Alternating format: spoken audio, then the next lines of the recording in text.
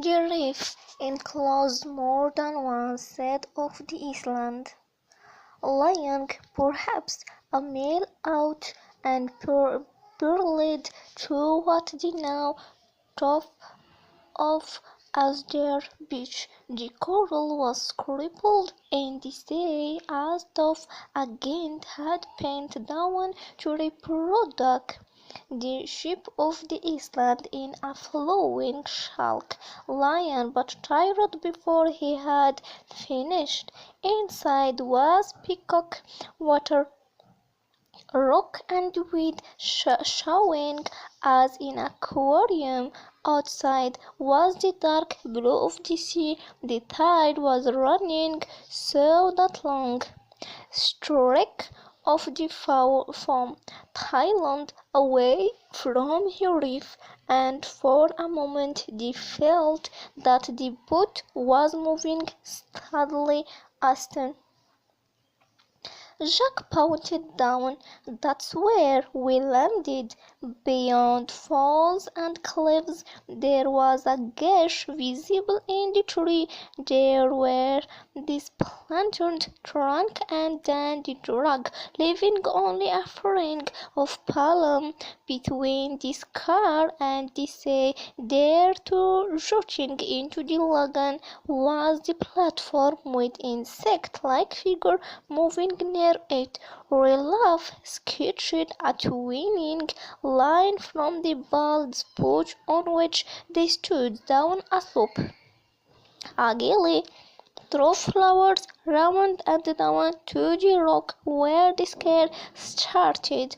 "That's the quickest way back."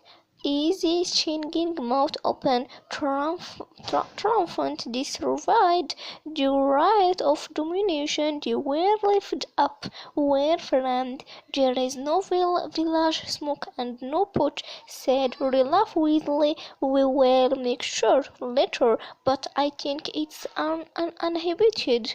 "We will get food," corrected Jack.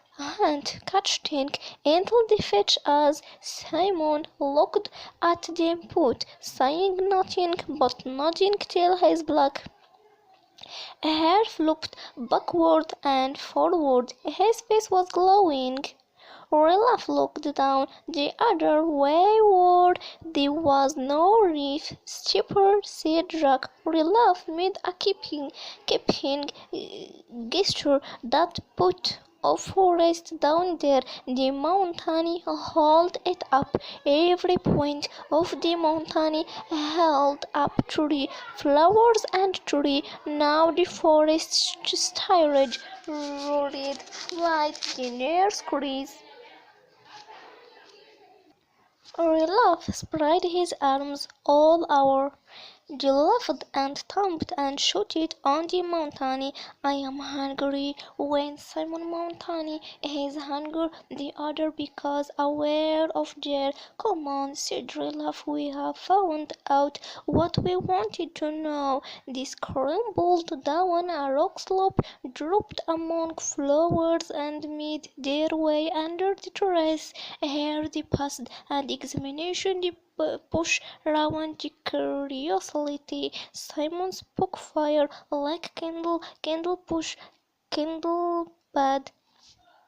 The bush were dark everything and aromatic, and the money bad were waxing green and folded up again. The light Jack slashed at on with his knife, and the skins played over them. Candle put. "You couldn't lift them," said Olaf. "They just look like candles." "Green candles," said Jack continuously. "We cannot eat them." "Come on, they were in the beginning of the thick forest, plunking with their feet on a track. When they heard the noises, squeaking, and the hard streak of half on a path as they pushed forward, the squeaking increased till it drawing itself at the elastic track in all the madness of extreme terror. Its voice was then needle-sharp and insistent. The tree boy rushed forward, and Jack drew his knife again with a flourish. He raised his arm in the air.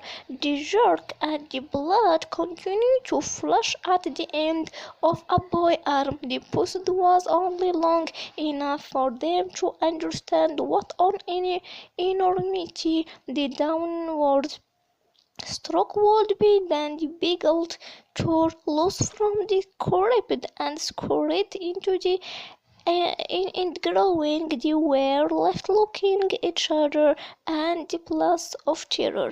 Jack's face was wet under the freckles. He noticed that his tail held the knife aloft and brought his arm down, replacing the blood in the sheath. Then the archer laughed as middle and began to climb back to the truck. "I was choosing a place," said Jack. "I was just waiting for a moment. I decided where to sleep him." "You should stick a pig," said Rilla fiercely. "They always talk about sticking a pig. You cut a big throat to let the blood out," said Jack. "Otherwise you can't eat the meat. Why did you?"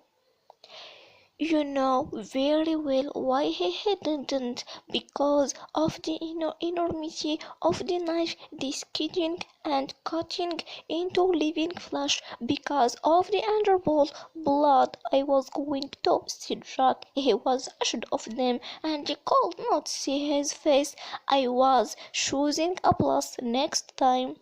He snatched his knife out of the sheath and slammed it into a tree trunk. "Next time there would be no Mary." He looked round furiously, jerking them to contraction. Then they broke out into the sunlight, and for a while they were busy feeding and devouring food.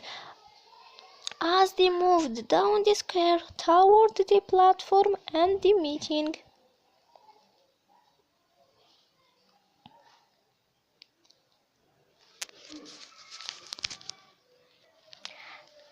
fire on the mountain. By the time Rilla finished blowing the conch, the platform was crowded. There were differences between this meeting and the one held in the morning. The afternoon sun slanted in front of the other side of the platform, and most of the children, feeling too late, the smart of sunburn, had put their clothes on the chair. Less of a group had discarded their cloak. Rilla sat on a fallen trunk, his life set to the sun.